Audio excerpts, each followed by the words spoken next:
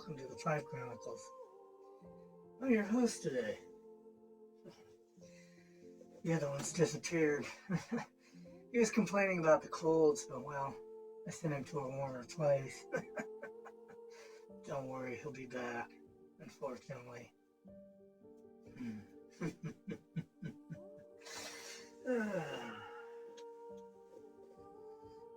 Before our story begins, how about we have a little tipple?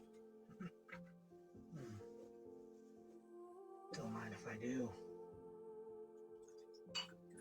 I like free things.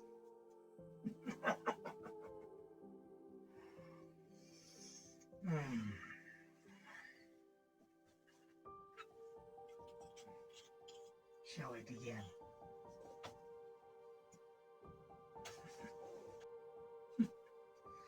I don't usually mind walking in the rain, but on this occasion the rain was coming down in torrents and I still had 10 miles to go. That's why I stopped at the first house, a house about a mile from the village, ahead of me. I looked over the garden gate. The house didn't look promising, for I saw at once that it was empty. All the windows were shut, and not one of them had a blind or a curtain. Through one on the ground floor, I saw some bare walls, a mantelpiece, and an empty grate. The garden, too, was wild, the beds full of weeds. You would hardly have known it for a garden but for the fence. The vestiges of straight paths, and the lilac bushes, which were in full bloom, and sent showers of water to the grass every time the wind tossed them. You can imagine, then, that I was surprised when a man strolled out from the lilacs and came slowly toward me down the path. What was surprising was not merely that he was there, but he was strolling aimlessly about, bareheaded and without a mackintosh. He was rather a fat man and dressed as a clergyman, gray-haired, bald, clean-shaven, with that swollen-headed and over-intense look that one sees in portraits of William Blake. I noticed at once how his arms hung limply at his sides, his clothes, and what made him all the stranger, his face was streaming with water. He didn't seem to mind, or be the least aware of the rain coming down. But I was. It was beginning to trickle through my hair, down my neck, and I said, "Excuse me, sir. May I come in shelter?" He stared and raised a puzzled eyes to mine. "Shelter," he said. "Yes," I replied, "from the rain." "Ah, from the rain, sir, but by all means. Pray, come in." I opened the garden gate and followed him down a path toward the front door, where he stood aside with a slight bow to let me pass. "I fear you won't find it very comfortable," he said when we were in the hall. "However, come in, sir. First door on the left." The room, which was a large one with a bow window divided into 5 lights, was empty, except for a deal table and bench, and a smaller table in a corner near the door, with an unlit lamp on it. "Pray, sit down, sir," he said, pointing to the bench with another slight bow. There was an old-fashioned politeness, damn that word, in his manner and language. He himself did not sit down, but walked to the window and stood looking out at the streaming garden, his arms still hanging by his sides. "Apparently you don't run rain as much as I do," I said in an attempt to be amiable. He turned around, and I had the impression that he could not turn his head, and so I had to turn his whole body in order to look at me. "But you must be very wet," I said. "Wouldn't it be wiser to change?" "To change?" His gaze became searching and suspicious at the question. "To change your wet clothes." "Change my clothes," he said. "Oh, no, oh, dear me, no, sir. If they're wet, doubtless they'll dry in course of time. It isn't raining in here, I take it." "No," I replied, "it isn't raining in here, thank goodness." "I fear I can't offer you anything," he said politely. "A woman comes from the village in the morning and evening, but meanwhile I am quite helpless." He opened and closed his hanging hands. Unless, he added, you could care to go to the kitchen and make yourself a cup of tea if you understand such things. I refused, but asked leave to smoke a cigarette. Pray do, he said. I fear I have none to offer you. The other, my predecessor, used to smoke cigarettes, but I am a pipe smoker. He brought a pipe and pouch from his pocket. It was a relief to see him use his arms and hands. When we had both lit up, I spoke again. I was conscious all the while that the responsibility for conversation was mine. And if I had not spoken, my strange host would have remained silent and would have stood with his arms at his sides, looking straight in front of him, either at the garden or at me. I glanced around the bare room. You're just moving in, I suppose, I said. Moving in? He shifted slightly and turned, his intense, uncomfortable gaze on me. Oh, no, he said. Oh, dear me, no, sir, I've been here for several years. Or rather, I myself have been here for nearly a year, and the other, my predecessor, was here for 5 years before that. Yes, it must be 7 months now since he passed away, no doubt, sir. A melancholy, wistful smile unexpectedly transformed his face. No doubt you won't believe me. Mr. Bellows wouldn't. When I tell you I've been here only 7 months, there or thereabouts. If you say so, sir, I replied. Why should I disbelieve you? He took a few steps towards me and lifted his right hand. Reluctantly, I took it, a thick, limp, cold hand that gave me an unpleasant thrill. Thank you, sir, he said. Thank you. You're the first. Absolutely the first. I dropped the hand and he did not finish the phrase. He had fallen, apparently into a reverie. Then he began again. No doubt all would have been well if only my predecessor's old cousin had not left him the house. He was better off where he was. He was a clergyman. You know, he opened his hands to himself. These are his clothes. Again, he absented himself, fell into a reverie, while his body and its clergyman's clothes stood before me. Suddenly asked me, do you believe in confession?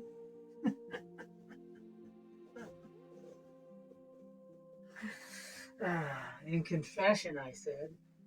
You mean in the religious sense of the term. He took a step closer. He was almost touching me now. What I mean is, he said, lowering his voice, looking at me intensely.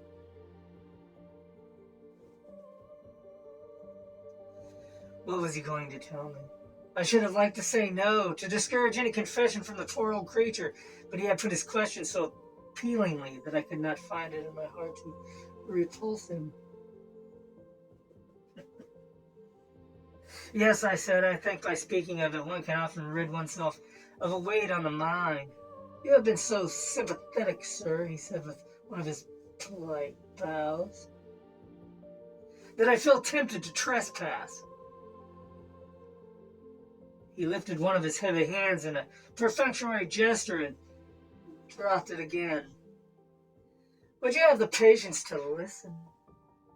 He stood beside me as if I had been a tailor's dummy that had been placed there. His leg touched my knee. I felt strongly repelled by his closeness. Won't you sit down there, I said, pointing to the other end of the bench on which I was sitting. I should find it easier to listen. He turned his body and gazed earnestly at the bench, then sat down on it, facing me, a leg on either side of it. Leaning toward me, he was about to speak, but he checked himself and glanced at the window and the door. Then he took his pipe from his mouth and laid it on the table, and his eyes returned to me. My secret, my terrible secret, he said, is that I am a murderer.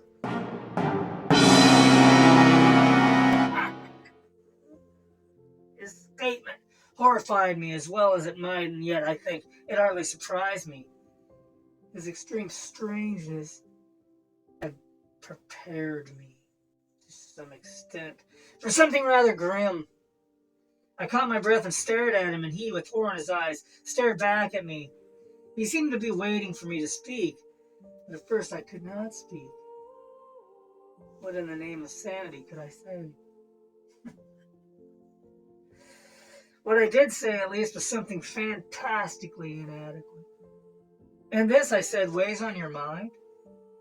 It haunts me, he said, suddenly clenching his heavy, limp hands that lay on the bench in front of him. Would you have the patience? I nodded. Tell me about it, sir.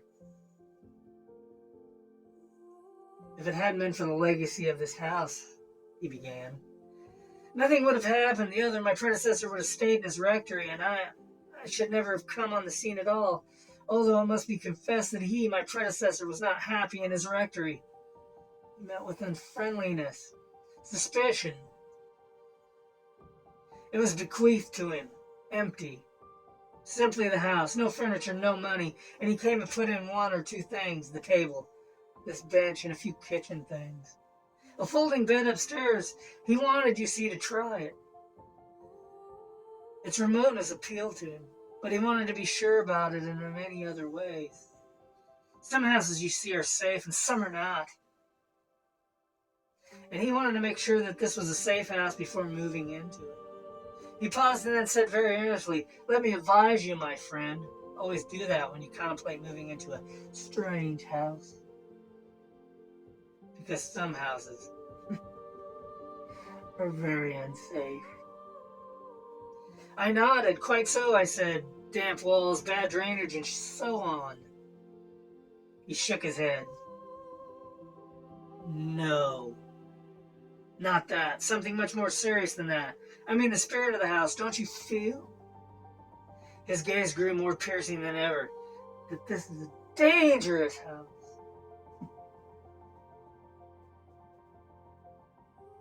I nodded. Quite so.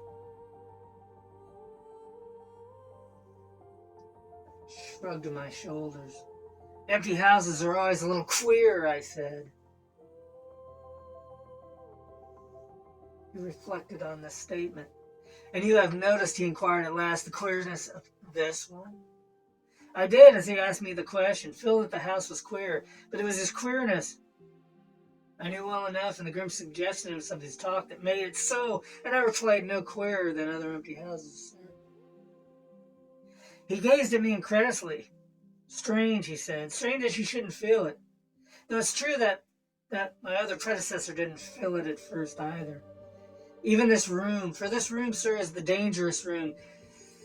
Didn't seem strange to him at first.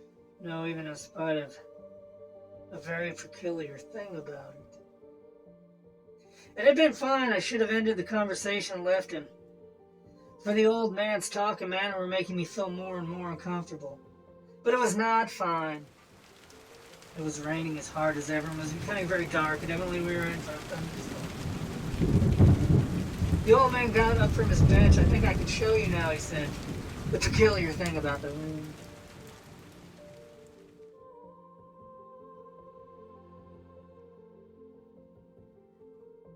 It is visible only after dark, but I think it is dark enough now. He went to the little table in the corner and began to light the lamp. When it was alight, and he had placed the frosted glass globe back upon it, he brought it to the larger table and set it down to my lap. Now, he said, sit square on the table. I did so. Before me, across the bare room, was a curtainless, five-lighted bow window. You are sitting now, he said, laying a heavy hand upon my shoulder. Where the other, my predecessor, used to sit and take his meals. I could not restrain a start, nor resist the impulse to turn and face him. It made me uneasy to have him standing over me. Behind me, out of sight, he appeared surprised. Pray don't be alarmed, sir, he said, but turn back and tell me what you see. I obeyed. I see the window, I said. Is that all, he asked? I stared at the window. No, I said, I also see 5 reflections of myself, one in each light of window. Just so, said the old man. Just so. That is what the other saw when he took his meals alone. He saw the 5 other cells, each eating its lonely meal when he poured out some water. Each of them poured out water. When he lit a cigarette, each of them lit a cigarette. Of course, I said, and that alarmed your friend, the clergyman. The Reverend James Baxter, said the old man. That was his name. Be sure not to forget it. And if people ask you who lives here, remember to say the Reverend James Baxter. Nobody knows what you told me. I understand. Exactly, he said, suddenly dropping his voice. Nobody knows, not a soul. You're the first person I've mentioned it to. And you've had no inquiries, I asked, as Mr. Baxter was not missed. He shook his head. No, he said, even Mrs. Bellows, who looked after him from the start, is not aware of what happened. I turned round and faced him incredulously. Not aware, you mean to say? Not aware that I'm not he, you see, he explained. We are very much alike, quite remarkably so that I can show you a photograph of him before you go, and you'll see for yourself. I now decided that rain or no rain, I would go. There did not seem much reason beyond the rain for my staying. I stood up. Well, sir, I said, I can only hope that you will benefit from having relieved your mind of your secret. The old gentleman became very much agitated. He clasped and unclasped his 2 limp hands. Oh, but you must not go yet. You haven't heard half of it. You haven't heard how it happened. I hope, sir, you have been so kind that you would have the patience and kindness to wait. Sat down again on the bench. By all means, I said, if you have more to say. I had just told you, hadn't I, the old gentleman went on, that my predecessor used to sit here at his meals and see his 5 other cells mimicking him. When he lit a cigarette, he saw 5 other cigarettes lighted simultaneously. Naturally, I said. Yes, naturally, said the old boy. It was all perfectly natural, as you say, perfectly natural until one night, one terrible night. He stopped and stared at me with horror in his eyes. And then, I said, then a strange, dreadful thing happened. When he, my predecessor, had lit his cigarette, watching his other cells as he always did, he saw that one of them, the one on the extreme left, had not have lit a cigarette, but a pipe with some fine tobacco. I burst out laughing. Oh, come on, sir. The old man wrung his hands in agitation. It is comic, I know, he said, but it is also terrible. What would you have thought if you had actually seen it yourself? Wouldn't you have been appalled? Yes, I said, if I'd really seen such a thing, of course I should. Well, said the old fellow, it did happen. There was no possible mistake about it. It was appalling, ghastly even. There was as much horror in his voice as if he had actually seen the thing himself. But, my dear sir, I said to him, you only have the word of this Mr. Baxter for it. He stared at me, his eyes blazing with conviction. I know it happened, he said. I know it much more certainly than if I'd seen it. Listen. The thing went on for 4 or 5 days. On 5 successive evenings, my predecessor watched in horror for the thing to right itself. Why didn't he go? Why didn't he leave the house, I asked. He daren't, said the old man in the strained whisper. He daren't go. He had to stay and see for certain that the thing had righted itself. And it didn't. On the 6th night, said the old man with bated breath, the 5th reflection, the one that had broken away from beings, had gone.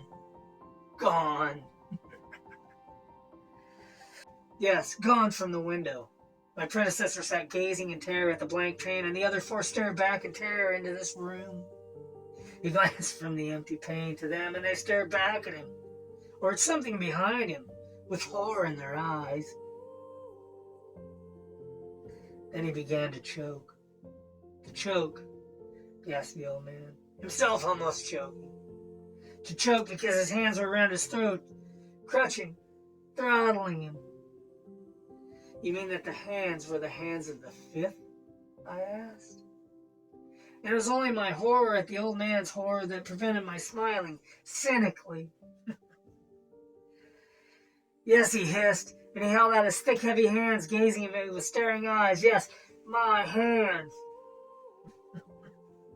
For the first time, I was really terrified. We stared speechless at one another. He still gasping and wheezing. Then, hoping to soothe him, I said as calmly as I could, "I see. So you are the fifth reflection." He pointed to his pipe on the table. "Yes," he gasped. "I, the pipe smoker." I stood up. My impulse was to hurry to the door, but some scruple held me there. Still, a feeling that it would be inhuman to leave him alone, prey to be in this horrible fantasy. And with a vague idea of bringing him to his senses, of easing his tortured mind, I asked, "And what did you do with the body?" He caught his breath. A shudder distorted his face. And clenching his two extended hands, he began to beat his breast conclusively. "This," he shouted in a voice of agony, "this is the body."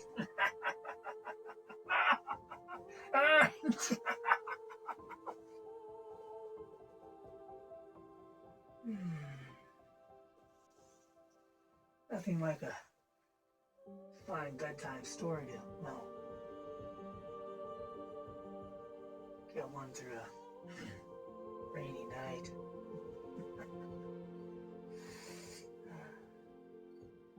Have a happy Halloween. Be safe. Don't eat the razor blades in the candy.